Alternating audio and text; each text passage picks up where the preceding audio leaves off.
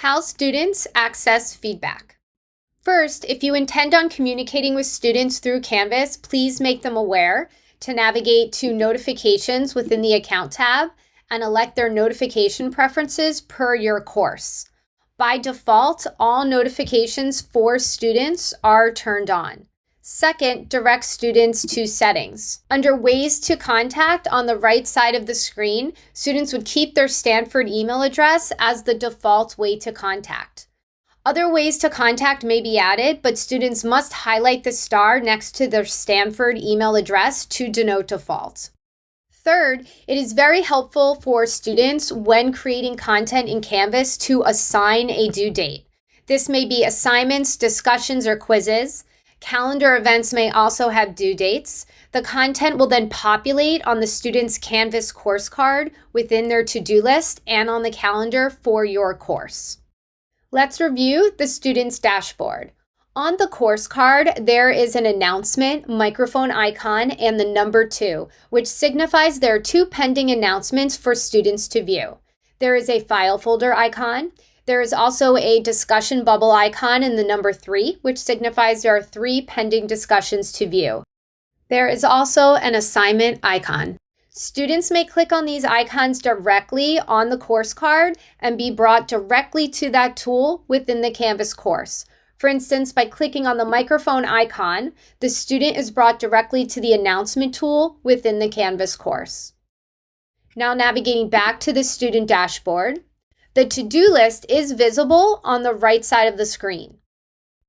The to-do list is also visible on the right side of the screen once the student enters the Canvas course. Students may X these items out once complete or viewed. Students may also click directly on the to-do list or item, which is underlined in blue text, and be brought directly to that tool within the Canvas course. Peer review notifications are also visible to the student from assignments that were created by the instructor and set up as a peer review. Navigating back to assignments and locating the peer review assignment. Once the student submits content to the peer review assignment, on the right side of the screen, under Submission Details, the student is alerted to which student's paper to peer review. Students may click directly on the name of the other student, highlighted in blue, and be brought directly to that student's paper to further peer review. Switching to an instructor's view, instructors have the ability to elect manually assign peer reviews or automatically assign peer reviews. Anonymity also exists within this feature, and peer reviews may appear anonymously when instructors elect anonymity box. Switching back to the student view, navigating back to the dashboard. Students also have the ability to switch from the card view, this is currently the card view, to the list view. By clicking on the 3 dots next to View All Courses, students may select List View. Students do tend to favor the list view, so please keep this in mind. In list view, there are also 2 icons visible at the top of the page, a notebook with a check and bell icon. The notebook with a check is My Grades, and the bell signifies new items that require attention. For instance, once clicking on the notebook with the check, a My Grades column will display from the right side of the screen. Once clicking on the bell icon, students are able to view new or recently dismissed items. Now clicking on the 3 dots and navigating back to Card View.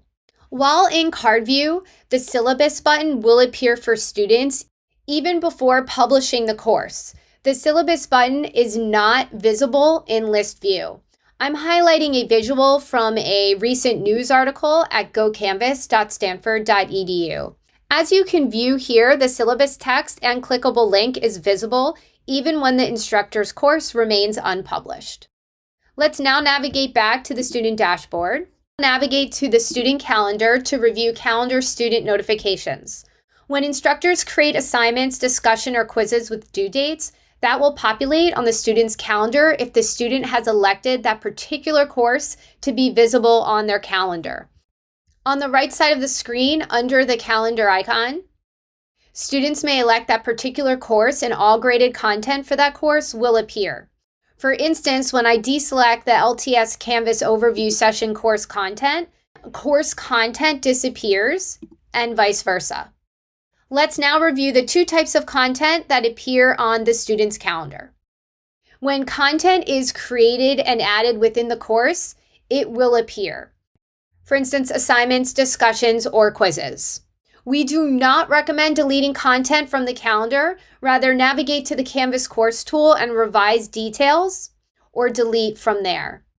Students may click on that content and then click on the source calendar link to be brought directly to that content within that particular course. When students click on a calendar event, they may also click on the source calendar to be brought directly to that event. Students also have the ability to add events to their calendar. Let's review scheduler events. Instructors can create events such as office hours, and they will populate on the student calendar if your course is selected from their calendars. Click on the addition symbol next to agenda. A scheduler panel will appear. Complete the fields for event, assignment, appointment group, or add a personal event to the My To Do. Event or appointment group is best for office hours. Just ensure when creating an event or assignment group, the correct course calendar is selected by clicking on the calendar field and using the caret to choose the correct course location. Liz Lemon only appears here because this is Liz Lemon's calendar.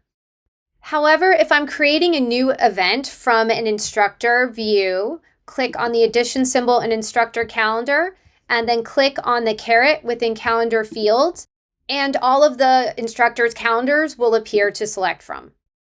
Let's now review notifications students receive for comments and grades instructors make to assignments. When instructors grade content and or annotate assignment submissions, students will be alerted in the course by specific icons and visible comments. Navigating to the student's gradebook, I can already view here by the gray radial circle with the number 3 written next to grades. This symbolizes the number of grades that have been posted and are ready to review. When in the student gradebook, there is a blue radial dial under score symbolizing new grades. There is also a blue radial dial above the comment icon symbolizing new comments. When students navigate to that graded content via the tool or clicking on the icon, the comments will be visible on the right side of the page. For instance, clicking on this comment icon, a display panel will appear from the right side of the screen displaying the comments.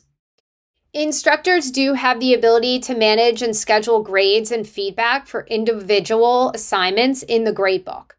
If selecting this option while creating assignments, it will affect the type of student notification for comments and grades.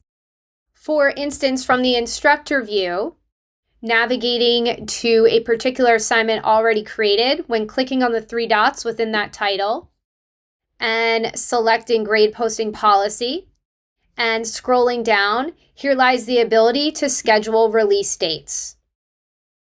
Grades and comments can be released together or separately. However, comments must be released before grades. This functionality also requires a grade to be entered. And instructors must manually release grades before the scheduled release time takes precedence. This workflow is detailed in the Assignment SpeedGrader Gradebook video tutorial at gocanvas.stanford.edu. If you have any questions, please submit a ticket to canvashelp@stanford.edu. For other video tutorials, please navigate to gocanvas.stanford.edu.